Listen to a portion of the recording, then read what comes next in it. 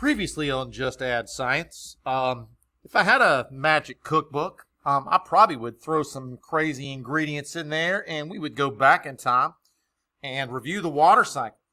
After looking at some of the answers that we got on the quiz as we were reviewing some older vocabulary, it became very apparent, I think, to a lot of us. Holy cow, this stuff doesn't go away. So we're going to review today the different parts of the water cycle. And there's going to be some type of assessment at the end of this for you to do. Hopefully you pay attention to everything that we do during the class. I think that'll help you out as we go through this video. But I need to review this because, number one, if we don't have enough knowledge of it right now, we can't really move forward. And also on Friday, you have a benchmark. And on that benchmark, one of the big things you're going to have to talk about is the water cycle. So I want to make sure that we have that covered because the water cycle does affect everything that happens in an ecosystem. It's one of the reasons why it's going to be on the test. So let's go ahead and start digging into it. Now we know if we have to have a definition of the water cycle, it's that continuous movement of water between the surface to the atmosphere where it changes back and forth from gas to liquid, liquid to gas, and it makes its trip back to the earth again in that continuous movement. And so that is what we have when we look at the water cycle. Now there are a few different vocabulary words embedded in the water cycle, and we're going to go over those today. Again, there really isn't a place to start on the water cycle, but today we're going to start right here at this puddle of water. As we look at this puddle of water, it's water in its liquid state. We need to know that. Water in its liquid state is called water. It has three states that we'll talk about this year. Water or solid, liquid, gas. Liquid is water, solid is ice, gas is water vapor. We'll get into that a little bit more. But let's say it rained and the puddle was there. Luckily, the puddles don't stay there because if they stayed there and they never went away, the puddles would get bigger and bigger, and we would all have to have kayaks to come to class, or eventually scuba gear, because the water would be over our heads after a while. Because remember, in the deciduous forest, we get quite a bit of rain. And if we added all that up, it'd definitely be over fifth graders' heads by the end of the year. So we would not want that to happen. We need the water to go away. And one of the ways it goes away is the puddle disappears. Now, what happens to that puddle is one of the first things that we need to talk about when we talk about the water cycle. So we're going to pop on over to a little diagram that we have. We're going to draw on that today. So let's do that. And let's make sure that this covers it. I don't believe it does. Let me stretch this out a little bit. Well, let me stretch that out. Hang on a second. Well, I learned something new today. You can't stretch it out in the middle of teaching, so you have to pause. New for me. All right, so I'm going to start here. So if we're going to, actually I'll just start over here with yellow highlighter. And we're going to take a look over here at sun. You can see how I've highlighted that. Now the sun does something very, very special. It sends down not only light to give us light, which is how the plants make their food, but it also sends down heat rays because the sun heats the planet. Now, whether the water is in the ocean, whether that water happens to be maybe over here in a puddle or a lake or a pond, or even way down here in rivers and streams, when the sun sends down its heat energy, it changes the water. Remember, water has three states: solid, liquid, gas. The water changes from a liquid to a gas that we call water vapor. Now, because the molecules in that are moving very, very quickly and they're very far apart, and because heat rises, this sends, you're not going to be able to see it till I get here, water vapor up into the sky. And this water vapor rises. So this process that we have here is called, and I'm going to try to type it out if I can, just because it'll be a little neater, evaporation. So anytime I have water that turns from liquid to a gas or a vapor, I have evaporation. Remember, evaporation. So when water gets heated by the sun or another source of heat, it turns from liquid to a gas or a vapor, and we call that evaporation.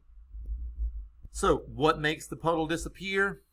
Well, when the sun shines on the puddle, it causes the water to heat up. When it reaches a certain point, the water turns from that liquid into a gas, evaporation, or, as we've called it, evaporation. It turns into a water vapor.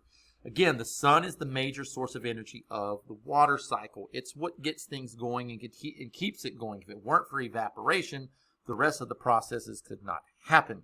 So we have evaporation. The puddle disappears because of evaporation. And a lot of us miss that on the quiz. That's one of the easier portions of the water cycle. Now, what happens to that water once it evaporates? Once those water vapor particles are moving up into the air, they are moving very, very quickly because they're full of heat energy, but they start to lose their heat energy, and those molecules that are very far apart in water vapor start to come back together, and when they get back close enough together, they start to form teeny tiny little water droplets. Now I could try to put some of these teeny tiny water droplets on here if I can. Let's see if I can do teeny tiny water droplets. There they are. Now what happens is lots and lots and lots and lots and lots and lots and lots of these teeny tiny water droplets start to kind of hang out together. They collect together with some of the dust and other particles that might be in the air. And we go through another process. When the water turns from a gas back into a liquid, we have a process that we have all talked about in class. We have a little rhyme that goes with it, and we have said that condensation is cloud formation. So we have condensation going on up here with the clouds. Condensation is cloud formation. So whenever you see clouds forming in the air, you know that you have condensation. So all of this water that's down here that gets heated goes up into the atmosphere and starts to form these clouds. So again, you've probably seen steam rising from the road. That's a great example of evaporation. You maybe have seen steam over a boiling pot of water. Evaporation is going on. And we know that when water turns into a vapor or a gas, it has gone through the process of evaporation. So what happens is that gas starts to rise up into the sky, and it turns back into teeny tiny water droplets, because it doesn't go up forever. It stops at a certain point in the atmosphere, and we'll get into the cloud formation, the different types of clouds later in the year. Now, condensation is cloud formation. We see that down here. We have labeled that on our graph. And we know that inside of those clouds, because there's, billions of those little water droplets, clouds can weigh over 1 million pounds. Now, they're floating because it's not 1 million pounds of water in one giant, droplet. It's billions and billions of those little bitty water droplets all floating around up there. Again, some of us have seen that on the early morning that we had that early fire drill. We were outside. We could see that, those little droplets floating above the flashlight on my phone. I'm glad we were able to see that. If you've ever been outside on a foggy day with a flashlight, if you look at the light itself, you'll see teeny tiny little water droplets floating, because fog is essentially a low-lying stratus cloud. So we have condensation, which is cloud formation. Now, much like the puddle that we talked about, we don't have water just hanging out there. It doesn't just stay there forever. All these little water droplets in the cloud can't stay there forever. Or what would happen is evaporation would continue to occur, and then there would be no water on the land. Well, that doesn't work out well for anybody either. So what happens is these little water droplets start to get close to each other, and they start bumping to each other, and they form bigger and bigger water droplets, and eventually they're going to make their way towards the ground. Now, when they do so, they're going to fall in some different forms. So we might have them falling, as you can see over here, is rain. Rain is one way that water makes its way back to the surface. We look over here, and it looks like we have some little bitty snowflakes. That's another way. I cannot draw that. That's just too much stuff to draw, but we have snow, snowflakes. That's another way. Another way is if it's kind of cold but not snowing, you might have sleet, rain, sleet, snow. And then if you have a really, really bad storm, you might have hail. Hail falling, little balls of hail. So you might have rain, sleet, snow, or hail, but any form of water that falls back to the surface of the earth is called precipitation. We have precipitation here. Any form of water that makes its way from the atmosphere back to the surface, whether it's rain, sleet, snow, or hail, or one of the other forms of precipitation we'll get into, that's called precipitation. So that's making its way back down towards the ground. We have precipitation.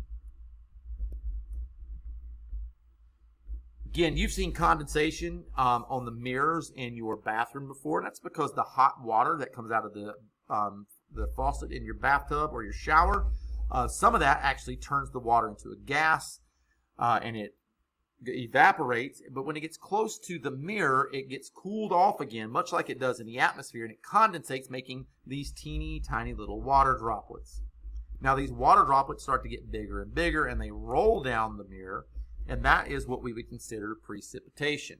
Again, we don't want the water to stay up in the clouds because that would dry up the earth pretty quickly. We need it to come back down, and it comes back down in the form of precipitation. And there's 4 types, main types: rain, sleet, snow, and hail are the ways that it comes back to earth. Understanding that precipitation is any form of water that makes its way from the atmosphere back to the earth.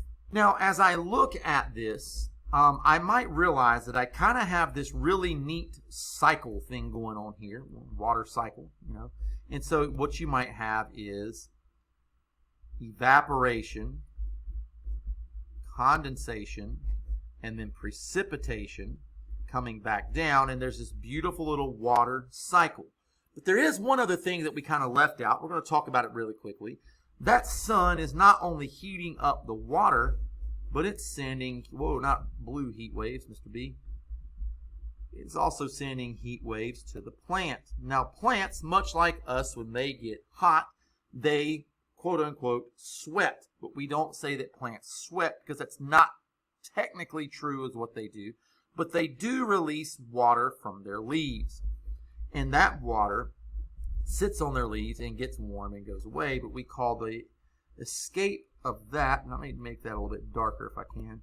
There we go, so we can tell the difference. Anytime we have water escaping from leaves and then evaporating off the leaves, we have another process that we all know as transpiration. I'm going to put that right over the plants there. Transpiration. That is when plants lose water through their leaves, and that water then evaporates and moves up into the atmosphere. So plants. Now, these trees might be doing a whole lot of, putting water back in the atmosphere, but imagine something as immense as a rainforest, and you're like, oh yeah, in a rainforest where it stays hot all the time, I bet those trees and plants there release an enormous amount of water back into the atmosphere, and you would be correct. Transpiration is a huge influence on the weather in your areas like your tropical rainforest. Now, it plays a huge influence pretty much everywhere, but that's a place where I think you would really see it coming into play. Now, transpiration. Again, we've said that transpiration is another way you can see the little droplets of water on the leaves. The sun's going to continue to heat that up. That'll evaporate. But when it's hot, we sweat. When it's hot, plants, quote unquote, sweat, but we call it transpiration. It is a mechanism for plants to keep cool. We sweat, the wind blows across us, so we keep running, and it helps keep our bodies cool. Plants do the same thing. The water is moved through their leaves to the outside. It turns into like teeny tiny drops of water, and then that evaporates, which when that happens, it helps to cool the plant off. So we have transpiration. As we look one last time at our water cycle diagram, we have the sun bringing heat down in waves, which causes the water to evaporate from any place of water, a puddle, a pond, a lake, a stream, the ocean. That water goes up into the atmosphere. It cools off and it condensates, because condensation is cloud formation. Those tiny little water droplets that are in the clouds all start to bump together, and eventually we're going to have waterfall in some form from the atmosphere back to earth, and we call that precipitation. And one final way that we can get some of that water vapor back into the atmosphere is through the process of plants losing water through their leaves, called transpiration. I hope this quick review helps. If not, send me an email and I'll be happy to help you out. Again, smash the like button and subscribe.